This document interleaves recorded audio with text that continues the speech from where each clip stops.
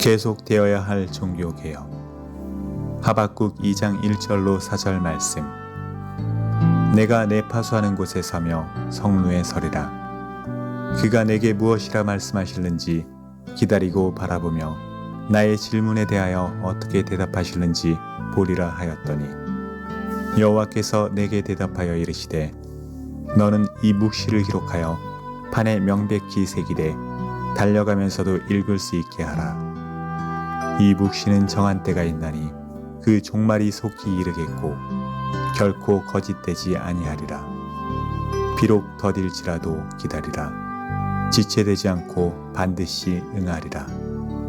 보라, 그의 마음은 교만하며 그 속에서 정직하지 못하나 의인은 그의 믿음으로 말미암아 살리라. 아멘. 아멘. 오늘도 참 행복한 주일입니다. 주일을 거룩하게 구별하여 이른 아침 일부 예배당에 오신 여러분, 또 이 시간을 구별하여 인터넷으로 예배드리는 여러분, 주님을 경배하는 여러분들과 주님이 이 시간에 함께 계심을 믿습니다. 아멘. 1517년 10월 31일에 마르틴 루터에 의해 종교개혁이 일어났습니다. 그래서 우리는 매년 10월 마지막 주일을 종교개혁 주일로 지키고 있습니다. 종교개혁은 가톨릭의 부패로 말미암아 일어난 개혁운동입니다. 중세 가톨릭의 부패는 여러 가지가 있겠죠. 성직을 매매했다던가, 그래서 무식한 성직자들이, 성경을 모르는 성직자들이 대거 세워졌습니다. 그런데 종교개혁의 가장 중요한 핵심적인 발단은 면죄부 판매 때문에 일어났습니다. 교황 레오 10세는 베드로 성당의 막대한 공사비를 충당하려고 1506년부터 성경에 근거도 없는 면죄부를 팔기 시작했습니다. 이 면죄부 판매의 총책임자가 테첼이라는 사람인데, 그는 아주 말을 잘하는 사람입니다. 민중을 모아놓고 이렇게 얘기합니다. 여러분, 지금 맬 수도 풀 수도 있는 권세를 받은 교회가 천국과 지옥문을 열어놓았습니다. 면죄부를 사는 사람은 이 자리에서 곧 죄를 용서받을 것이요, 연옥에 있는 자를 위해 이 면죄부 표를 사면 그 은화가 헌금 궤 속에 쨍그랑하고 떨어지는 소리와 함께 천국으로 올라갈 것입니다 라고 외쳤습니다. 성경의 권위보다 교황의 권위가 더 앞서게 되었습니다. 복음에 대한 지식이 없었던 선량하고 순박한 농민들과 민중들은 자기의 죄를 위해, 사랑하는 이들의 죄를 위해, 부모와 조상들의 죄를 위해 재산을 다 바쳐서 면죄부를 살려고 몰려들었습니다. 급기야 테첼 일행이 마르틴 루터가 있는 비텐베르그를 향해서 오고 있었습니다. 그때 루터는 테첼의 입성을 금하고 면죄부를 반대하는 설교를 합니다. 그리고 1517년 10월 31일 비텐베르그 교회의 정문이자 비텐베르그 대학의 게시판으로 사용되었던 문짝에 영구히 기억될 95개조 조항을 게시했는데 이것이 종교개혁의 시발점이 된 것입니다.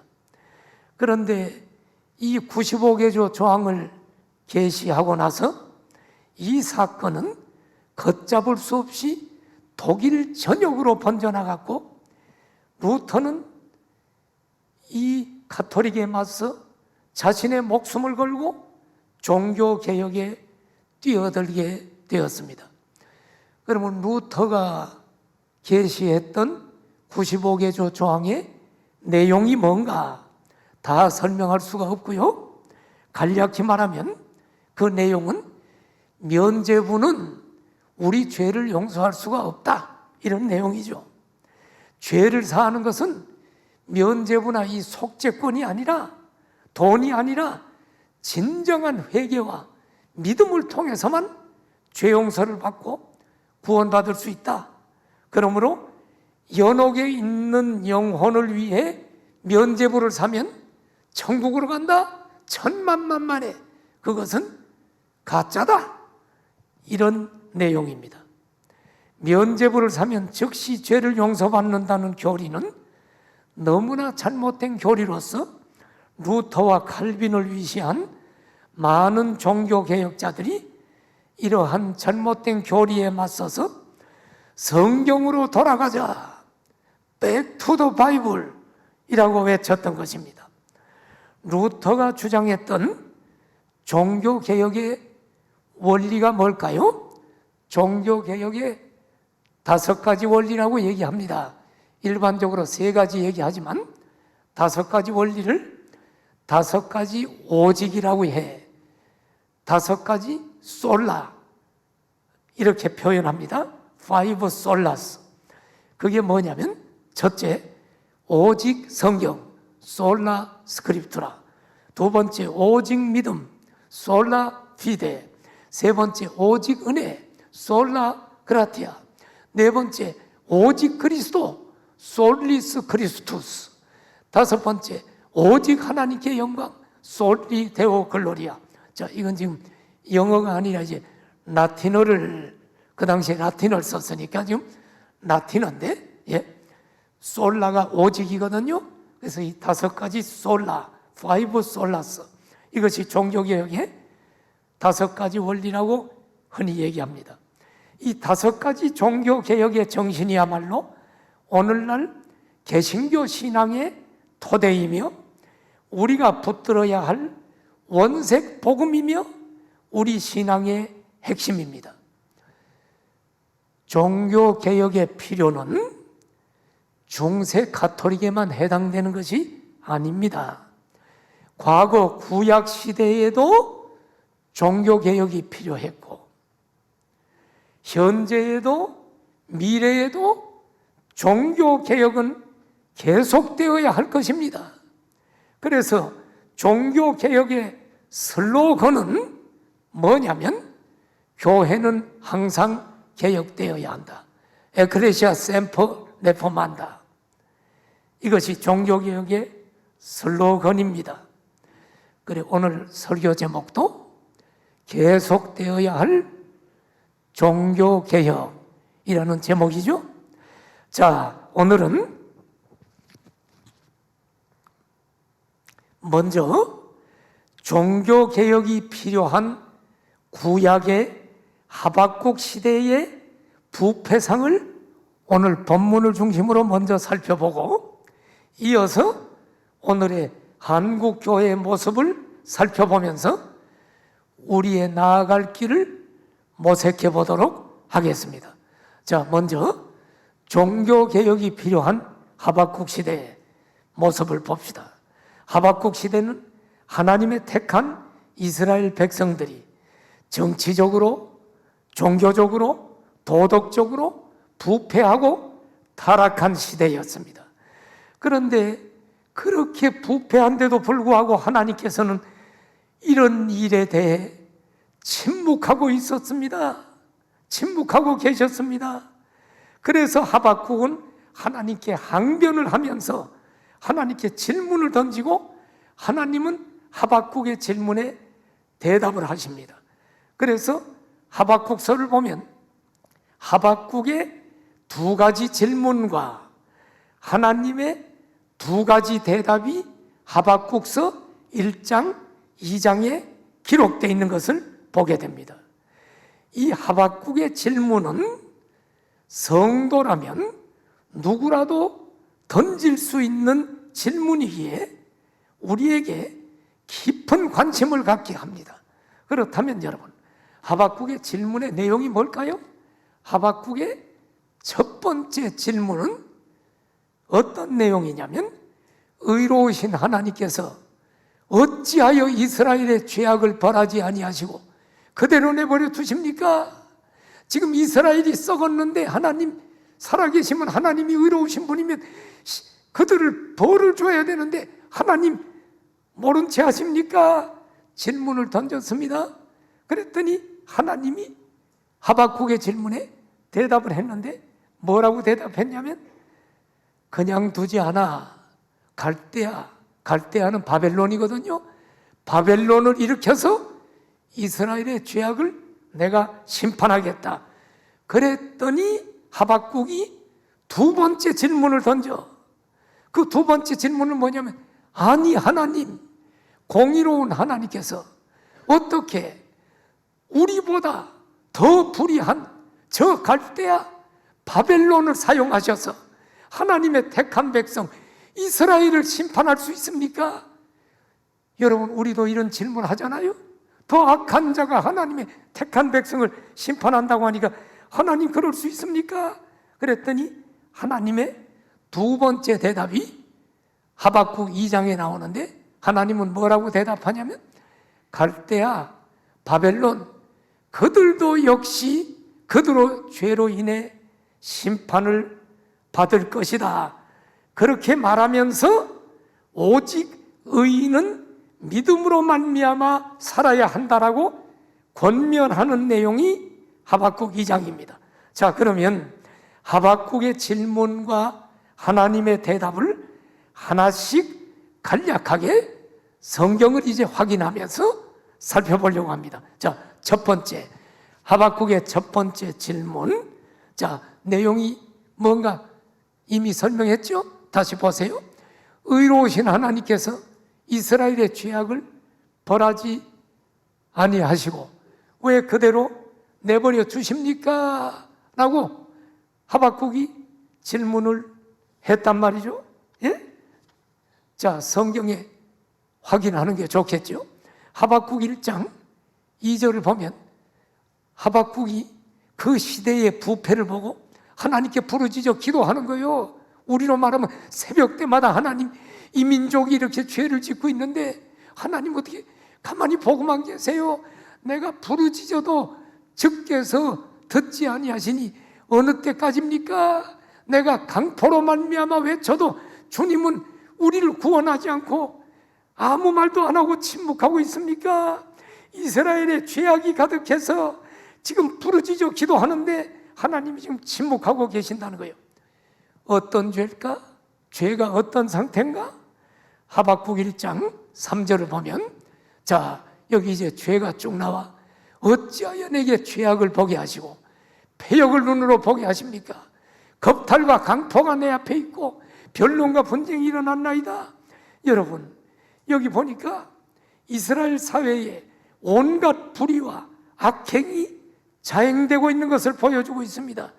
죄악이라는 단어는 불공정, 불법이라는 의미를 가지고 있어. 그러므로 여러분, 죄악이라는 것은 지금 불공정, 이 사회는 지금 불법이 성행한 거야. 재판을 해도 소용이 없어. 의로운 사람이 재판에 이겨 억울함이 풀어져야 되는데 불공정과 불법이 있으니까 지금 여러분, 약자가 지금 고통당하고 있어요. 패역은 뭐요? 남을 괴롭히는 악행을 얘기합니다. 그러므로 죄악과 패역은 하나님의 공의가 짓밟히고 불공정, 불법이 성행함으로 억울하게 짓밟히는 약자들의 현실을 고발하는 것입니다. 겁탈과 강포는 뭘까요? 폭력으로 공법을 파괴하고 사회적 약자에 대한 부당한 억압을 하고 있는 모습을 보여줍니다. 변론과 분쟁은 뭘까요? 변론과 분쟁은 위에서 누르는 게 아니라 공동체 속에서 백성들끼리 자신의 이익을 위해서 상대방을 음해하고 해를 가하려고 서로 변론하고 분쟁하고 이런 모습입니다. 그뿐만이 아닙니다. 1장 4절을 보면 하나님의 율법이 해이했다. 정의가 전혀 시행되지 못한다. 정의가 굳게 행하여지고 있다. 여러분, 율법이 해이했다. 하나님의 말씀을 다 무시하는 거요. 당시 종교 지도자나 정치 지도자들이 영적으로 부패해서 하나님의 율법을 무시하고 지키지 않아요. 오히려 이방신을 섬겼습니다. 이기적인 탐욕과 육신의 정욕에 눈이 어두워서 하나님 이웃을 사랑하라 그랬는데 사랑은커녕 이웃을 이용해 먹고 약자를 누르고 이런 일이 일어났습니다. 하나님의 법을 무시하다 보니 정의가 올바로 시행될 리가 없지요. 그래서 4절 끝에 보니까 정의가 굳게 행하여졌다, 굽어졌다. 당시 법을 가지고 판결하는 재판장들이 악행자들을 처벌하고 죄 없는 자들을 보호하고 무죄 선언해야 함에도 불구하고 하나님의 율법을 무시하고 사리사욕에 눈이 멀어서 죄 없는 자를 오히려 처벌하고 악행자를 풀어줍니다. 이 종교 지도자들인 제사장들조차도 불의를 행했습니다. 이것이 하박국 당시의 부패상이었습니다. 자, 하박국의 첫 번째 질문을 정리해 보고 넘어갑시다. 중요하니까. 지금 하나님의 백성인 이스라엘 백성들이 하나님의 율법, 하나님의 말씀을 무시하고 정치 지도자들과 종교 지도자들조차도 불공정, 불법과 불의를 행했습니다. 그로 말미암아 하나님의 공의가 짓밟히고 선량한 사회적 약자들은 억울하게 부당한 억압을 당하고 오히려 악인들이 잘 되는 세상이 된 것입니다. 하박국은 이런 유다 백성의 부패상을 보면서 하나님께 질문을 던진 거예요. 하나님, 어찌하여 공의로우신 하나님께서 이 불의한 유다 백성들을 보시고 가만히 구경만 하고 계십니까? 하는 질문이 하나님께 던진 첫 번째 질문입니다. 그랬더니 이제 하나님이 거기에 대해서 어떻게 대답했나요? 하나님의 첫 번째 대답을 살펴봅니다. 그 대답은 무엇입니까? 아니야, 내가 가만히 보고 있지 않아. 바벨론을 일으켜서 이 불의한 이스라엘 백성들, 유다 백성들 심판할 거야. 성경 봅시다. 하박국 1장 5절에 보면 하나님이 분명히 얘기하죠. 하박국아, 내가 가만히 있는 게 아니야. 지금 오래 참고 있는 거지.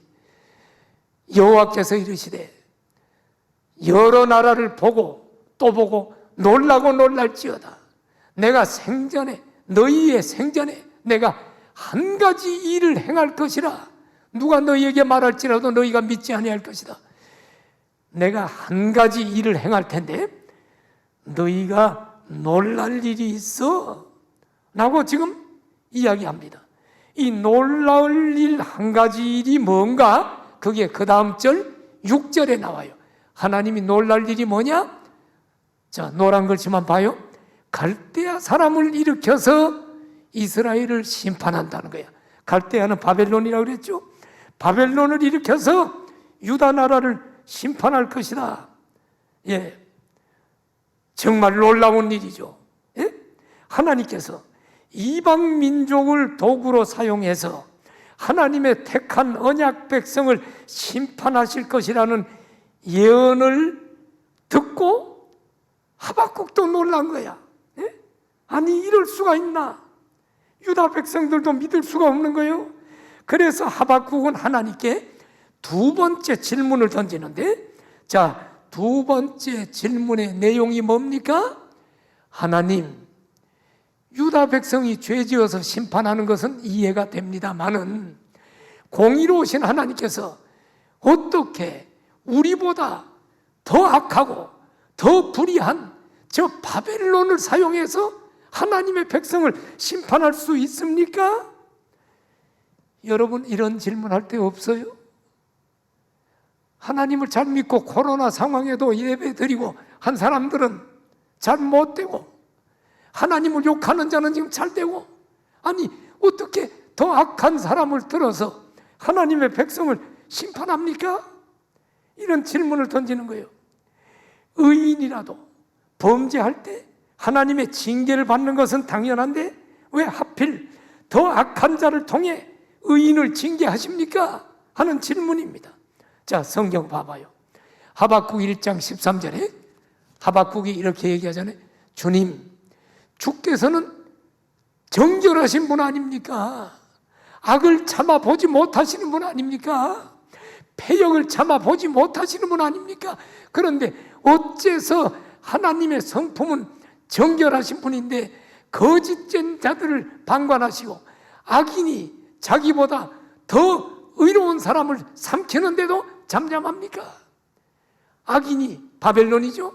자기보다 의로운 사람, 바벨론보다는 조금 더 의로운 사람은 이스라엘, 유다 민족은 물론 죄를 졌지만 유다 민족인데 어떻게 더 악한 사람을 들어가지고 하나님이 하나님의 백성을 심판합니까?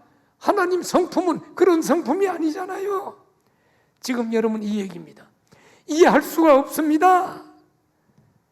하나님께서는 이 하박국의 질문에 마지막 대답을 하시는데 뭐라고 대답할까? 하나님의 두 번째 대답. 예? 하나님이 이렇게 얘기합니다. 하박국아, 바벨론을 들어서 죄악된 내 백성 유다 백성을 심판하지만 바벨론은 그냥 두는 게 아니야. 이제 갈대아 바벨론 역시 그들의 죄로 인해 심판을 받을 거야. 하박국이 하나님께 왜 더 악한 이방 바벨론을 사용해서 하나님의 백성인 이스라엘을 심판하십니까? 라는 질문을 던졌더니 하나님이 바벨론도 심판받을 거야. 그러면서 구체적으로 세 가지로 응답을 해줬어. 세 가지로. 그 세 가지가 뭐냐? 첫째, 하나님의 계시의 말씀을 줘서 응답을 했어요. 성경을 보면 하박국 2장 2절 3절을 봐요. 자, 하나님 앞에 질문을 던졌어. 그랬더니 하나님이 응답을 줬는데 말씀을 줬어. 2절에 보니까 여호와께서 내게 대답하여 이르시되, 하나님이 대답했다는 건 지금 응답이 왔다는 거죠. 그래, 네 질문에 대답할게. 그러면서 너는 이 묵시를 기록하여 판에 명백히 새기되 달려가면서도 읽을 수 있게 하라. 묵시라는 건 하나님의 계시란 말이에요. 성경 말씀이에요. 하나님이 말씀을 줬는데 이 말씀을 어디 기록하라고요? 판에 기록하라는 것은 여러분, 이 말씀이 반드시 이루어지니까 보존하라는 거야. 판에 명백히 새기는데 어느 정도냐? 막 달려가도 사람들이 서 있다가 달려가는 사람을 보고도 읽을 수 있도록 하라는 거야. 그러니까 얼마나 크고 명백하게 기록하라는 거예요. 이 말은 뭡니까? 하나님의 이 말씀은 반드시 이루어진다 하는 것입니다. 자, 3절 보니까 이 묵시는 정한 때가 있는데 종말이 속히 이르겠다. 하나님이 하신 이 계시는 지금 당장 이루어지지 않아도 하나님이 계획한 정한 때에 이루어질 텐데 종말이 이르겠다. 결코 거짓되지 아니하리라. 비록 더딜지라도 기다리라. 지체되지 않고 반드시 응하리라. 여러분, 이 말이 지금 뭘까요? 이 묵시의 내용이 뭘까? 이 묵시의 내용이 이제 하박국 2장 5절부터 20절에 쭉 기록이 되어 있는데, 한마디로 얘기하면 바벨론은 하나님의 도구로 사용되었지만 그들의 탐심과 잔인성과 허탄한 삶의 태도로 인해서 바벨론은 반드시 심판을 받을 것이다. 이게 지금 하나님이 계시한 내용입니다. 바벨론을 도구로 해서 지금 죄 지은 하나님의 백성, 유다 백성을 심판하지만 바벨론을 그냥 두는 게 아니야. 하나님은 반드시 그들을 심판할 텐데, 이것을 명백히 기록해서 달리면서도 읽을 수 있도록, 지나가는 사람도 읽을 수 있도록 크고 명료하게 기록해서 보존하라고 합니다. 예. 자, 그 3절 자막을 보면, 자막 다시 보여줘요. 3절을 보면 여러분, 이 계시의 말씀은 하나님께서 정한 때 이루어진다는 거야. 그러니 더디다고 불평불만하지 말고 하나님의 때가 있으니까 인내로 기다리라고 얘기합니다. 바벨론은 이 예언이 주어지고 나서 약 100년 후에 멸망했습니다.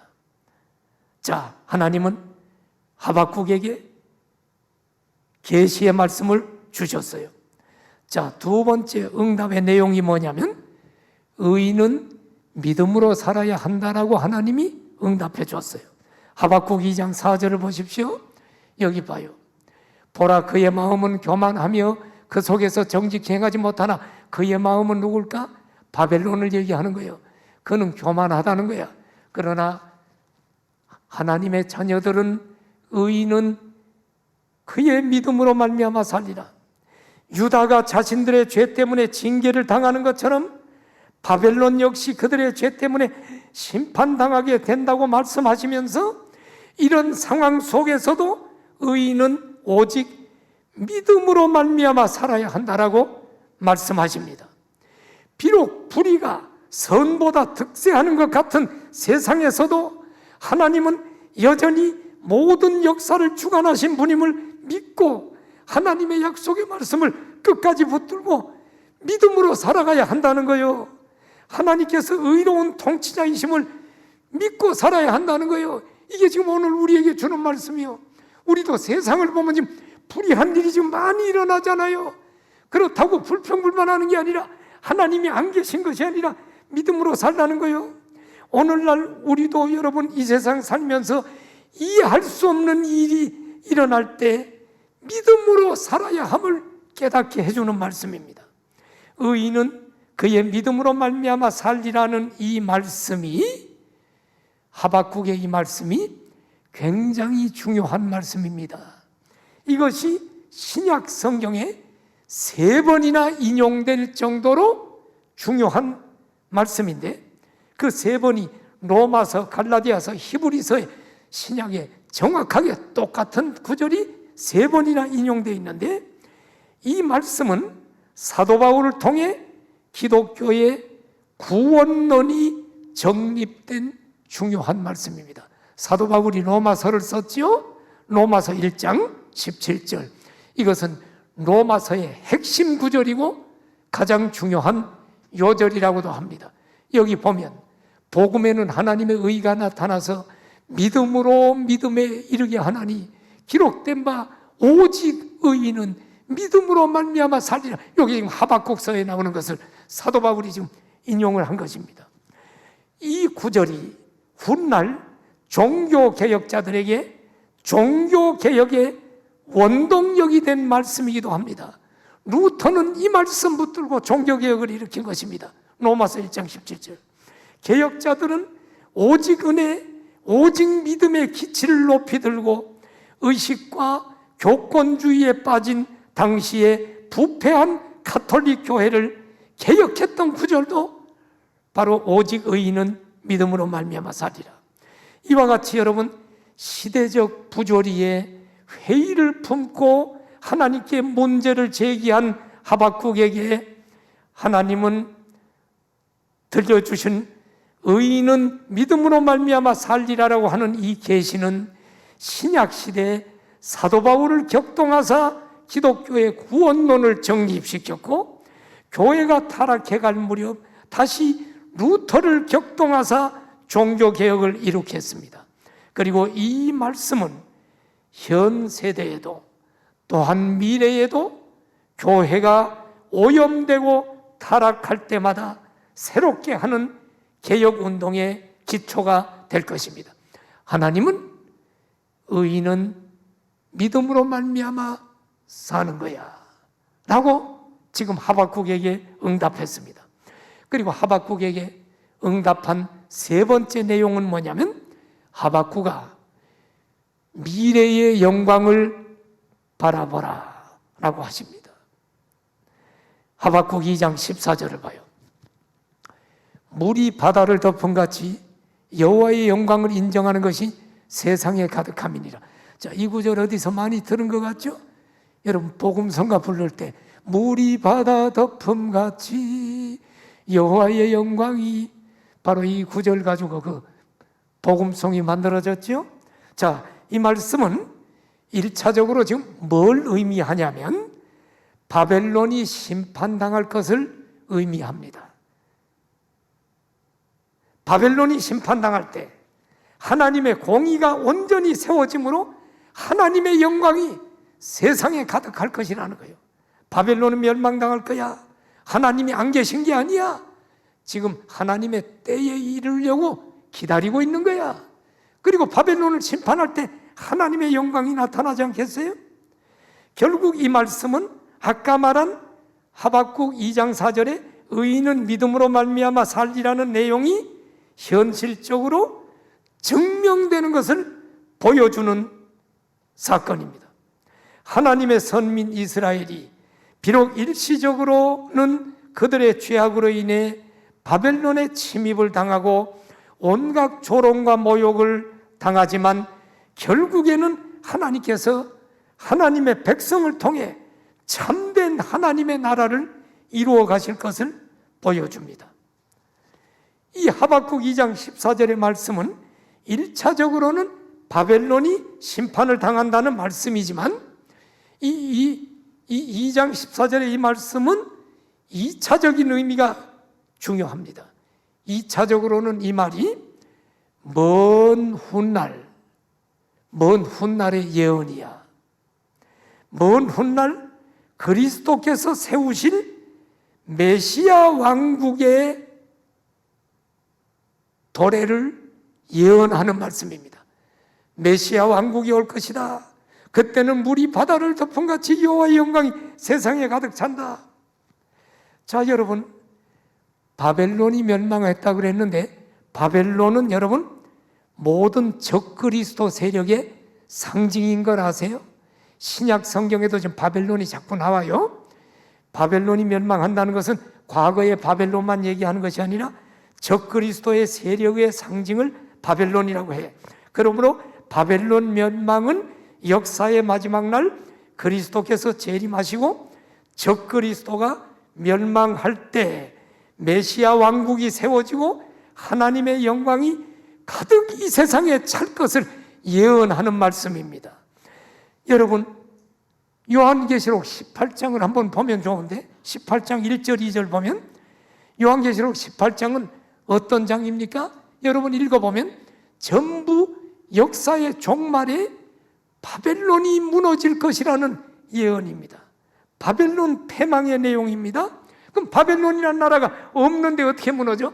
이것은 세상을 바벨론이라고 하는 세상에 대한 상징을 성경은 죄악 세상을 바벨론이라고 하는 거예요. 그래서 여러분 마지막 때 어떤 일이 일어나 이 일 후에 다른 천사가 하늘에서 내려오는 것을 보니 그 천사가 권세를 가졌는데 그의 영광으로 땅이 환하여졌더라. 그 천사가 2절에 힘찬 음성으로 외치되 뭐라 그래요? 무너졌도다 무너졌도다 근성 바벨론이요 귀신의 처소와 각종 더러운 영이 모이는 것과 각종 더럽고 가증한 새들이 모이는 것이 되었도다. 이 세상 바벨론 같은 여러분 이 죄악 세상은 다 멸망되고 새 하늘과 새 땅이 올 것을 지금 요한계시록은 이야기하고 있습니다. 여러분, 하박국 시대의 모습을 보면서 우리가 깨닫는 것은 공의의 하나님께서는 죄악을 반드시 심판하신다는 사실입니다. 그리고 우리 참된 그리스도인들은 오직 성경, 오직 믿음, 오직 하나님께 영광을 돌리며 살아야 한다는 사실입니다. 자, 하박국 시대의 모습을 살펴봤습니다. 이제는 종교개혁이 필요한 오늘의 한국교회의 모습을 살펴봅시다. 오늘날 대한민국과 한국교회의 상황도 하박국 시대와 별반 다르지 않습니다. 이 시대는 지금 공정을 외치면서도 실제로 지금 불공정과 불법이 여러분 성행합니다. 사법부도 지금 타락됐다고 지금 수많은 사람들이 지금 이야기합니다. 권력을 가진 자만 유리하고 사회적 약자들은 여전히 불공정을 겪고 있습니다. 하나님의 말씀을 거역하는 불법이 지금 만연합니다. 간통죄가 지금 아니라고 지금 우리나라는 하고 있고, 낙태를 합법화하려고 하고 있고, 동성 간의 결혼까지 차별금지 라는 명목으로 합법화하려는 끊임없는 시도가 여러분 정치 지도자들을 통해서, 국회를 통해서 지금 계속 시도되고 있습니다. 이렇게 하나님의 법을 대항하고 있음에도 불구하고 교회와 교회 지도자들은 많은 사람들이 침묵하고 있는 것이 오늘 한국교회의 심각한 문제입니다. 저는 하박국 시대처럼 하나님께서 우리를 심판하시기 전에 우리가 정신을 차리고 개혁에 적극적으로 나서야 한다라고 믿습니다. 그렇다면 한국교회 종교개혁의 과제는 무엇일까요? 많은 이야기를 할 수 있지만 한마디로 교회의 세속화와 인본주의를 척결해야만 합니다. 간단히 몇 가지만 제안하겠습니다. 한국교회 모습은 어떤 모습인가? 첫째로 개교회주의가 너무 심각합니다. 교회 이기주의입니다. 우리 교회는 다 그리스도의 몸된 교회는 주님을 머리로 하여 하나인데 개교회주의가 만연하고 성도들도 개교회주의 사상에 젖어 있습니다. 두 번째, 교회 성장 지상주의가 만연합니다. 교회 성장은 하나님의 뜻입니다. 교회는 성장돼야 돼. 이것을 반대하면 그건 잘못된 거예요. 그러나 양적인 성장만을 추구하다 보니까 온갖 세상적인 방법이 다 동원됩니다. 여러분, 저기 교회 교세 자랑하려고만 하면 안 돼요. 한국 교회가 지금 동반 성장해야 되고 전 세계가 여러분 복음화돼야 돼. 그것을 위해서 세계 선교를 하는 거 아닙니까?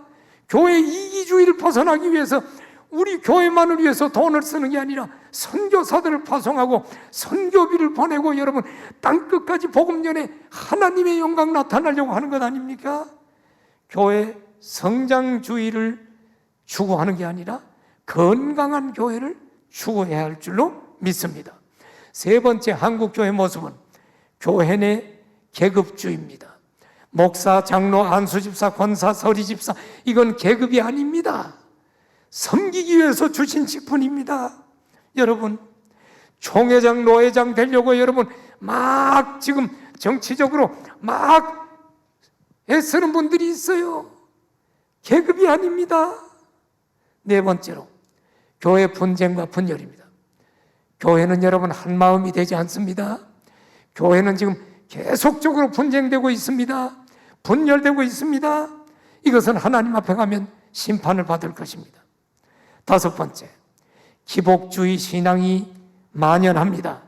예수 믿으면 복 받는다는 것만 강조하면 안 돼요. 예수 믿으면 물론 복 받아요. 그건 사실이야. 그것도 얘기해야 되지만 복 받기 위해서만 예수 믿는 게 아니에요. 고난이 와도 예수님 떠나면 안 돼요. 복이 지금 안 하고 내가 오늘 사형 선고를 받아서 한 달밖에 못 산다고 해도 주님을 배반하는 게 아니라 감사해야 돼. 이것이 범사에 감사하고 항상 기뻐하는 하나님의 뜻이라는 거예요. 복을 받을 수 있지만 복 받기만 위해서 예수님 믿으면 여러분 이것은 잘못된 것입니다. 성도들이 세속화돼서 황금 만능주의 사상을 가진 사람들이 많아. 그리고 총회에서도 총회장 나가고 이러면 여러분 막 돈을 살포하고 금권 선거가 이루어진다고 세상이 지금 비판하고 있지 않습니까? 이것은 종교개혁이 돼야 돼요. 어떤 그리스도인 사업가가 목사님에게 신방을 부탁했어요. 뭘 부탁했냐면 새로 빌딩을 지었는데 엘리베이터를 만들고 첫 운행을 하면서 첫 운행 예배를 인도해 달라고 해서 목사님이 성도니까 예배 인도하려고 그 빌딩에 갔어요. 그런데 그곳에 간 목사님은 소스라치게 놀라고 말았어. 왜? 목사님이 빌딩 문을 열고 들어서서 보니 엘리베이터 앞에 돼지 대가리를 머리를 비롯해서 굿할 때 쓰는 음식을 잔뜩 차려놨기 때문입니다. 깜짝 놀란 목사님이 아니 이게 뭡니까? 하고 성도에게 물어봤더니 그분이 목사님 예배 드리고 이제 굿도 하려고 합니다. 하나님도 도와주고 귀신도 도와주면 얼마나 좋겠어요. 그러면 제가 헌금도 많이 하고요. 그때 목사님이 너무너무 놀라가지고 나는 굿도 하는 이 자리에서는 하나님께 예배를 드릴 수 없습니다. 그리고 돌아왔다는 이야기가 있습니다. 오늘 여러분 이게 지금 기복주의 신앙이에요. 기복주의 신앙. 네? 내가 한 번은 말이에요. 저 중앙청 거긴가 그 박물관에 한번 내가 쭉 구경을 간 적이 있는데 내가 깜짝 놀랐어.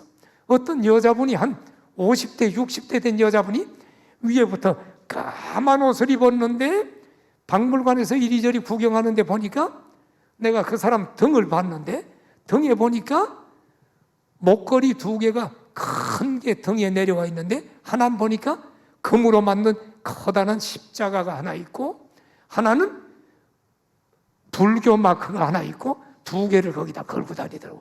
아마 하나님도 도와주고 부처님도 도와주면 복 받는다고 하는 아마 무슨 그런 도를 닦는 여자분이었던 것 같아. 기복주의입니다. 6번째, 한국교회 모습은 뭐요? 복음에 대한 왜곡입니다. 종교개혁이 일어나면서 믿음으로 의롭게 된다는 복음을 많은 사람들이 오늘 왜곡하고 있어요. 믿음으로 구원받았으니 아무렇게나 살아도 구원받지. 여러분, 신앙은 믿음으로 구원받은 사람은 아무렇게나 살면 안 돼요. 성도의 삶이 방종하면 안 돼요. 정말로 하나님의 은혜로 믿음으로 구원받은 사람은 하나님의 은혜가 감사해서 세상에 빛과 소금이 돼야 되는데 오늘날 복음이 우리 개신교 속에도 왜곡되고 있다. 자, 마지막 7번째, 성경의 권위가 실추되고 있는 것을 보게 됩니다. 자, 여러분, 나는 설교를 잘하는 사람도 아니고요. 설교를 누가 잘한다 그런 사람도 들어있는 것 같은데 제가 잘하는 사람이 아니고 나는 설교를 하나님의 말씀대로 설교하려고 노력하는 겁니다. 그런 목사지. 근데 일반 사람들이 설교를 잘한다는 게 뭐예요? 막 재밌고 막 깔깔거리고 내가 막 기분 좋고 이러면 잘한다고 그러고 은혜 받았다 그러잖아요. 나는 그런 설교자는 아닙니다만은 하나님의 말씀을 바르게 성도들에게 전하려고 노력하는 것만은 사실입니다. 그래서 내가 굉장히 나는 많은 책을 봅니다. 여러분, 설교 한 편 준비하기 위해서 난 주석과 여러분 책을 한 20권 이상을 봐. 그러니까 얼마나 내가 많은 것을 보겠어. 보면서 기도하면서 여러분 보면서 설교 원고를 써내가는 거예요. 그러니까 나는 하나님의 말씀을 바르게 하려고 하는 목사이긴 합니다. 성경의 권위가 실추되면 안 돼요. 성경의 말씀을 바르게 전해야 돼. 우리 한국 강단들이 다 그렇게 해야 돼요, 여러분. 자, 말씀을 마치겠습니다. 우리는 2년 가까이 진행되고 있는 코로나로 예배가 많이 위축되었습니다. 교회 언론회의 보고에 의하면 코로나 지금 기간 동안 1만 개의 교회가 지금 사라졌다라고 합니다. 참 가슴 아픈 일입니다. 내 교회만 잘 되면 되는 게 아니에요. 1만 개의 교회가 사라졌대요. 어쩌면 개혁되지 못한 한국 교회를 향한 하나님의 징계가 나는 코로나로 나타난 것이 아닌가? 그렇게도 생각을 해 봅니다. 교회는 항상 개혁되어야 한다. 에클레시아 셈퍼 네퍼만다. 이 종교개혁의 슬로건을 되새기면서 우리의 모습을 돌아보고 우리 성경으로 돌아가자는 이 귀한 은혜 붙들고 하나님 말씀 앞에 순종하며 시대를 이겨나가는 우리 성도들이 되어지기를 축원합니다. 고개 숙여 기도합시다. 성도 여러분, 종교개혁 주일입니다. 우리 오늘 종교개혁에 대한 말씀을 들었는데 우리 성경으로 돌아가야 돼요. 우리는 여러분 믿음으로 살아야 돼요. 끝까지 하나님을 신뢰하며 살아야 돼요. 우리 함께 통성으로 기도합시다. 할렐루야. 하나님 아버지, 오늘 종교개혁 주일을 맞았습니다. 하박국 시대를 보며 오늘 이 시대를 다시 한번 조명하며 우리의 나아갈 길을 생각해 봤습니다. 우리 교회가 건강한 교회 되게 하시고 하나님 기뻐하는 교회 되게 하시고 하나님 말씀 안에 다 서 있는 우리 성도들이 되도록 하나님 도와주십시오. 말씀의 권위를 중요하게 생각을 하고 말씀의 권위 앞에 순종하며 말씀을 따라 살아가는 우리 성도들이여, 건강한 교회, 시대를 변혁하는 교회 되게 하셔서 우리를 통해 하나님의 뜻이 하늘에서 이루어진 것처럼 이 땅에서도 이루어지기를 소원합니다. 예수님의 이름으로 기도드립니다. 아멘.